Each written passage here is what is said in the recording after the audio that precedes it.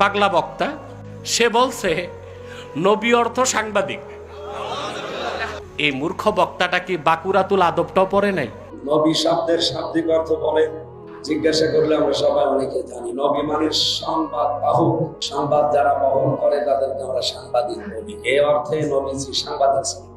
আজকে গাড়িতে আসতে আসতে শুনলাম কোন এক পাগলা, আমি কঠোর কোনো ফতুয়া দিচ্ছি না কারণ আমাকে ভিডিও দেখতে হবে, যতটুক সংবাদ পৌঁছেছে আমার মিডিয়া সেল যতটুক পাঠিয়েছে, বক্তা বলছে নবী অর্থ সাংবাদিক। এই মূর্খ বক্তাটা কি বাকুরাতুল আদবটাও পড়ে নাই? এসো আরবি শিখিটাও পড়ে নাই?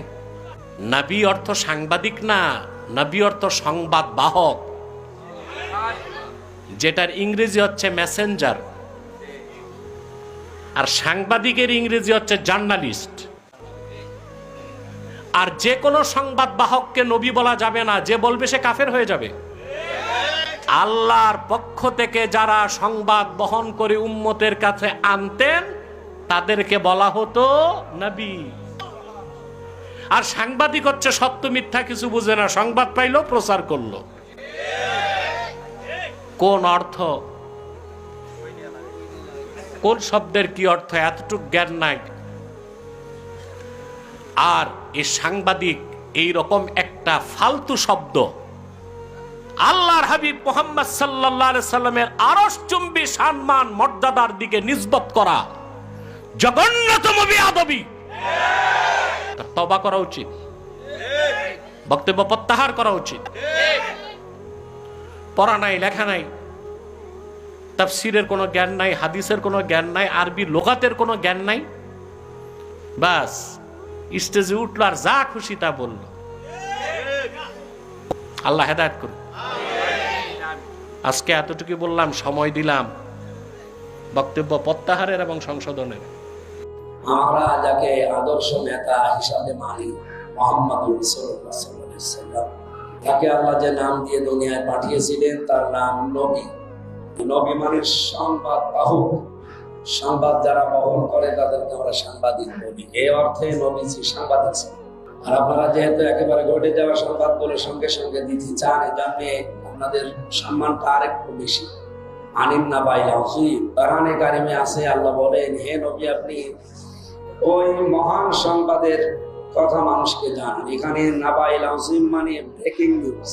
আমরা টেলিভিশনের নিউজ দিয়ে দেখি যে ঘটে যাওয়া সংবাদগুলো যাচ্ছে, এটা যারা কভার করে দেয় তাদেরকেই বলা হয় এই নাবাইল আযীম।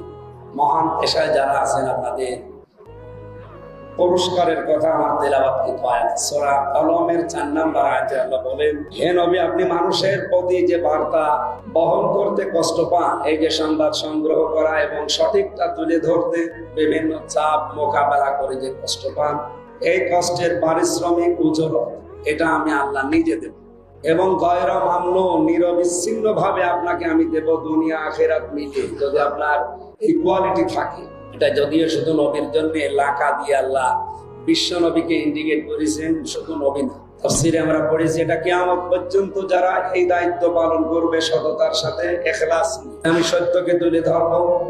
কারণ এই যে নিউজ NEWS, এটা আপনি দেখবেন ব্যাখ্যা করলে এন দিয়ে আমি পেয়েছি নর্থ, ই দিয়ে ইস্ট, এরপরে ডাব্লিউ দিয়ে ওয়েস্ট, এস দিয়ে সাউথ।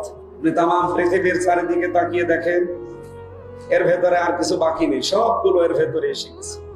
সারা পৃথিবীর সব সংবাদকে একত্রিত করার জন্য বিশ্ব নবীকে যেহেতু আল্লাহ দুনিয়ায় নবী করে পাঠিয়েছিলেন, সাংবাদিক করে পাঠিয়েছিলেন, সে মহান পেশা যারা গ্রহণ করেছেন, আল্লাহ আপনাদের জন্য লাআজরান গায়রা মামনুন, অবশ্যই নিরবিচ্ছিন্ন পুরস্কারের ব্যবস্থা করবে। আমাকে যেহেতু বাংলাদেশ জামাত ইসলামী থেকে কুষ্টিয়া সদর আসনে নমিনি ঘোষণা দিয়েছে, আমি তো রাজনীতিতে নতুন, আপনারা জানেন।